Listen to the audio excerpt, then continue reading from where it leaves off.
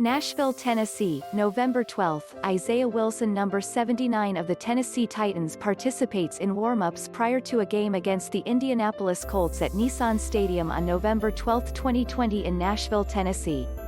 Photo by Wesley Hitt, Getty Images. If you dig deep in the weeds, you could have seen this coming. Over the last several days, the Tennessee Titans and Isaiah Wilson have been a sort of collision course as the franchise will be forced to soon make a decision on what to do with their thus far disappointing first-round pick from only a year ago. If you're new to the timeline, Wilson stated on Twitter on Monday that he's done with the team. "I'm done with football as a Titan," he wrote, and then later deleted. But that was the latest bubble to rise to the surface in what has been a strained relationship since the team first drafted him last spring. Late last week, one Titans fan account noticed that Wilson himself had unfollowed the team on Instagram. From there, Wilson responded to it with the following: "Yes, it needs to be noted that his own Twitter handle is lazy. Good way to lean into the brand. KC Chiefs would be wise to steer clear of Isaiah Wilson despite his potential." Earlier this month, Titans general manager Jon Robinson took Wilson to task in the press and admitted he hadn't even spoken to Wilson in quite some time. In a longer press session with reporters, he stated that he'd done the requisite homework on Wilson as a prospect, but that the player this fall here in Nashville wasn't the guy that we spent time with last year.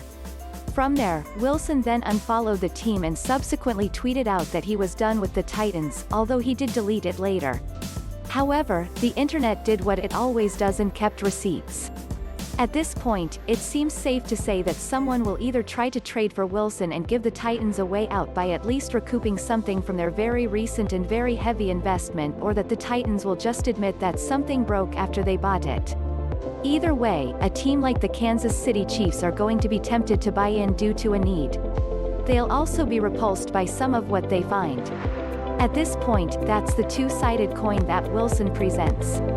For those who've read the recent drama and want to write him off, the reality is that no one suspected Wilson had any sort of character red flags upon entering the league.